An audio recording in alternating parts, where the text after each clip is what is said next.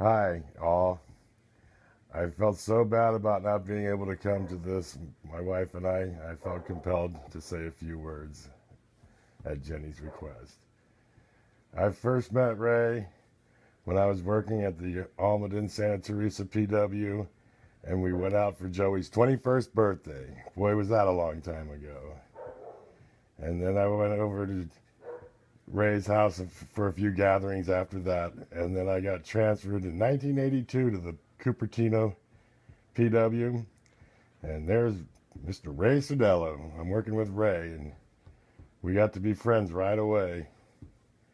We enjoyed many things together, like music and sports, and I remember one time little Joe Guerrero I worked with, and he used to ask me about my love life all the time, and one morning he's just asking me, and I go, Joe, why does love got to be so sad?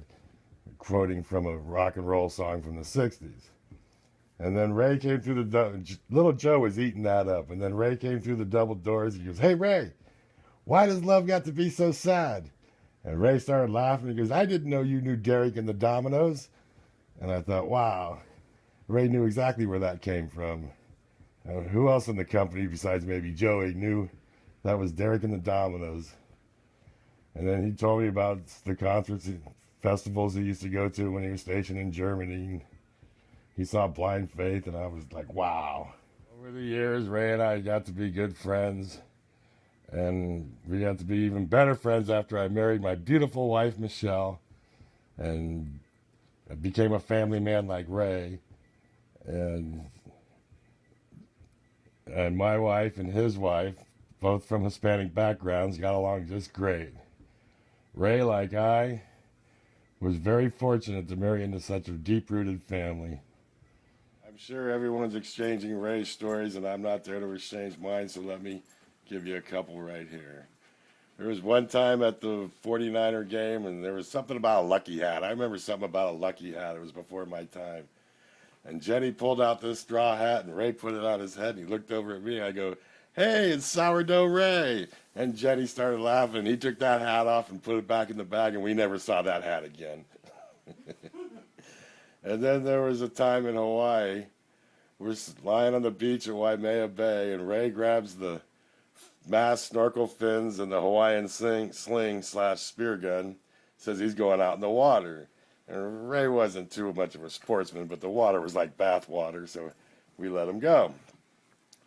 And then a few minutes go by, and my friend Mark Mahoney stands up and says, where's Ray? And we're looking, we got our hands above our foreheads, and we're looking out, we can't find Ray. Well, then we look down, he's 5 feet out in the water. And he had slung an already dead fish, because I saw the dead fish when I was coming in.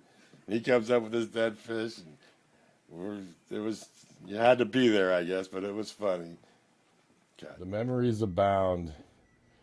Ray and I used to go to the Pleasanton Fair with the kids and the family every year there for a stretch. We used to get there at noon and not get home till 8 o'clock, 9 o'clock at night. And then there was all the Sunday mornings in the Candlestick parking lot, cracking our first beer at 9:30.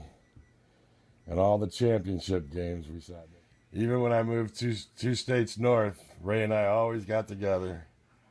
Me and my family and his family met all the time. We mostly in Reno. We went to Hot August nights with his family and my family. And then I went up for the Super Bowl when Plexico Burress caught that game-winning touchdown. Boy, did we have fun on that day at the Peppermill Ballroom.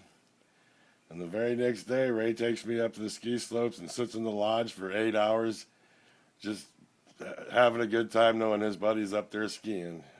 And then he drove me back down.